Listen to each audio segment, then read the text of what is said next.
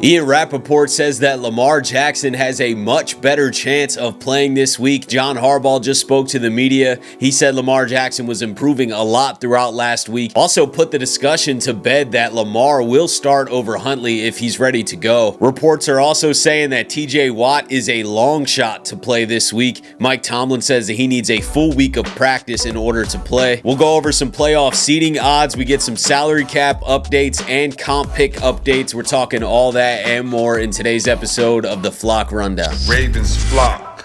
The Flock Rundown is the place to be. Motionless brainwaves attempt to swim their way to sense, can't tame the untamed.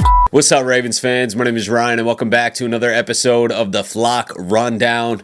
It's a beautiful week, man. The Ravens control their own destiny. They are playing the Steelers on Sunday night officially. I thought it would be this way. It makes the most sense, but the NFL officially locked it in. This Sunday at 8:20 p.m., the Ravens will play the Pittsburgh Steelers in Pittsburgh for the AFC North and to host a Wildcard game next week. All eyes are on Lamar Jackson this week to see if he will play. We won't really know until practice starts on Wednesday, Thursday, Friday to see if Lamar is able to participate in any type of fashion. But good news early. Ian Rapoport said this morning that Lamar Jackson has a much better chance to play this week. The team thought there was a chance he would play last week.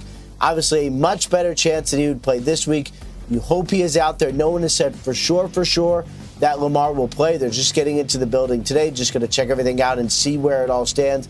But obviously, there is hope that he is going to be out there. John Harbaugh was asked if Lamar Jackson was improving throughout the week last week, and he said absolutely. He said the contusion was bad when it happened early in the week, but he was definitely improving throughout the week. He was also in the facility today getting more work. I know Lamar didn't practice all last week, but throughout the week, with the back contusion, was there improvements? Were you told were there improvements with him throughout that week, though? Yes, absolutely. There was improvement throughout the week. I mean, it was not good at all early in the week, and it improved as the week went on, and that was cause for optimism. And officially put the discussion of Tyler Huntley versus Lamar Jackson starting to bed. He said if Lamar's able to go, Lamar's out there, no discussion. The effectiveness that you have seen from Snoop in his two starts, does that change the calculus at all? If Lamar is kind of close to ready, but you're not sure, like, do you push it or not push it? The fact that you have a lot of confidence in Tyler, does that play into that, or? No, I think the fact that we have a lot of confidence in Tyler is a real big positive, a real plus, but it doesn't factor into whether Lamar plays. If Lamar's ready to go, he's playing. That's it, for sure. I think this is the right call. I know there's some debate in the fan base, and especially with the national media, they're saying that the Ravens should roll with Tyler Huntley. I agree if Lamar is not able to go. If he's hurt, if he's very limited, if he's really struggling out there, then yeah, obviously keep rolling with Snoop. I mean, I loved what I've been seeing from Snoop. This is the best Snoop has been playing in his entire career. I think he still gives the Ravens a great chance to beat the Steelers. I think the Ravens can beat the Steelers with Tyler Huntley or Lamar Jackson, but I don't really think it's much of a debate. If Lamar is healthy, if he's feeling a lot better and is able to be Lamar Jackson, Lamar's going to start. This game is for everything, man. Lamar is the best option here. But I do think there's a real point to the way the Ravens game plan and play when Tyler Huntley's out there. It seems like they do rely on the run and lead with the run more. They also operate a much better, quicker passing game. They have more of a safer offense, and I think they can take some notes from that and plug it into when Lamar's out there. Not that you always have to do that. Lamar obviously can do more things. He gives you a lot more options in the playbook. But I do think we need more of a quick passing game when Lamar's out there. It doesn't mean you don't take shots down the field or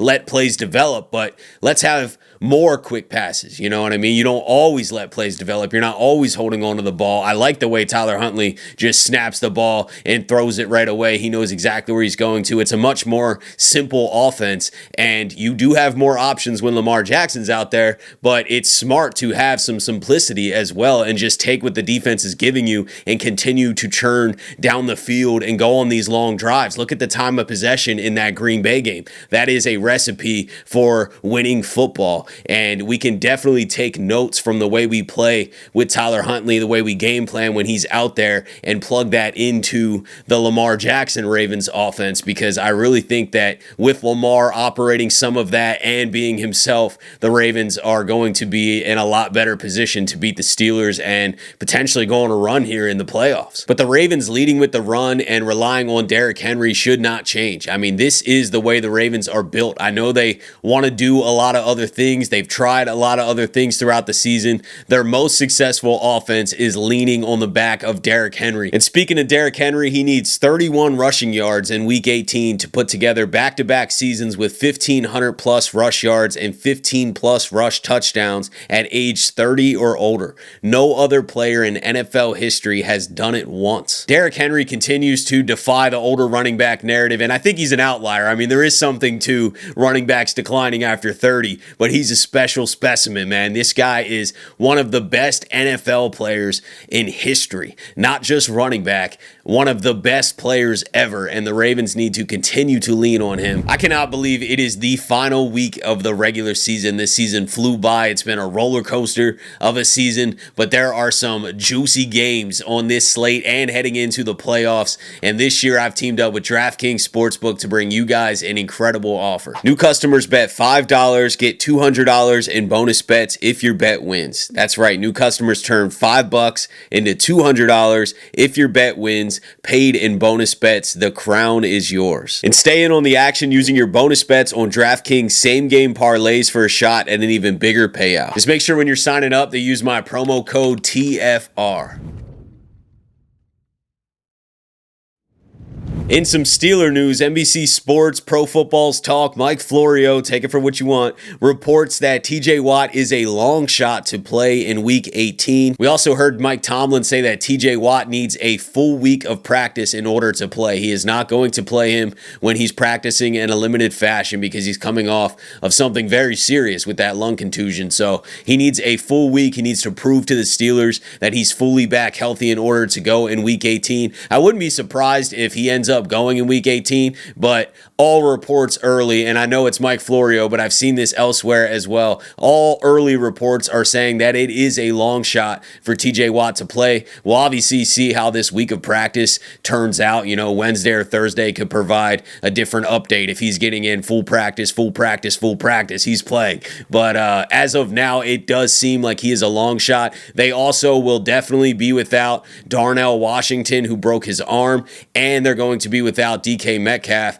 who's obviously suspended. And it wasn't too long ago that DK Metcalf absolutely tore the Ravens up. He had more receiving yards, 148, than all other Steelers combined, 136, in Week 14 win at Baltimore. And Aaron Rodgers with DK on the field has a 67.2 completion percentage, 7.1 yards per attempt, and a 99.9 passer rating. Without DK Metcalf, 56.7 completion percentage, 4.7 yards an attempt, and a 69.1 passer rating. And the drop-off makes sense. I mean, the Steelers just don't have a big receiving weapon out there anymore. We saw that in the Cleveland game. Rodgers is still making solid throws.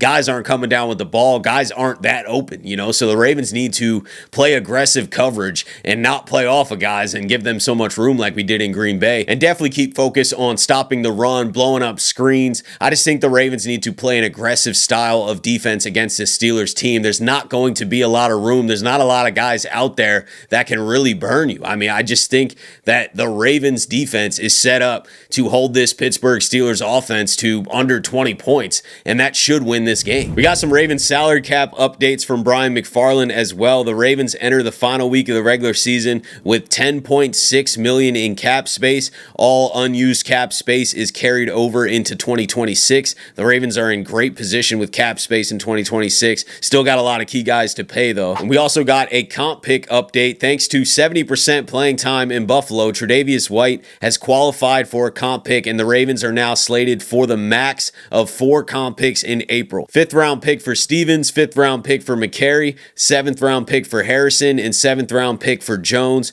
The Tre'Davious White cancels Hopkins signing. This gives the Ravens 11 draft picks in 2026. And I know we got to still win this Sunday. This is a little premature, but I wanted to take a look at the potential wild card options and seeding to see who the Ravens or Steelers would be slotted to play. And right now it is the Texans. The Texans play the Colts, who aren't playing for anything. They are officially eliminated. If the Texans win, they're going to be the 5th seed. They would be heading to Baltimore or Pittsburgh. The Chargers are also tied with the same record, but they are currently the 6th seed. They're playing the Broncos, who are playing for something. They're trying to secure that number 1 seed and the bye. So that is going to be a tough game for the Chargers. And then the Buffalo Bills are currently the 7th seed. They have the same record as the Texans and Chargers right now. They are playing the Jets, which I assume they will beat the Jets. So it really comes down to the Texans beating the Colts. I think if the Texans beat the Colts, then they're going to be the 5th seed. That is most likely who is traveling to Baltimore or Pittsburgh. But if the Texans lost to the Colts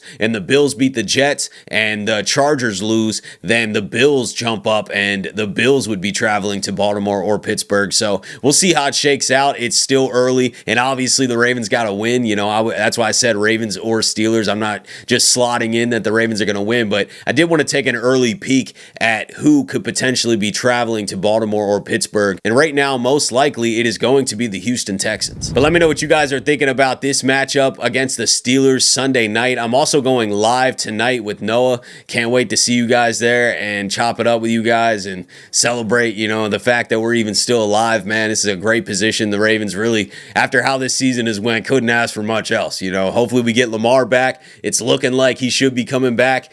Hopefully we get Lamar back and go out there and beat the Steelers in Pittsburgh to win the AFC North. And you just never know, man. Let's go on a run.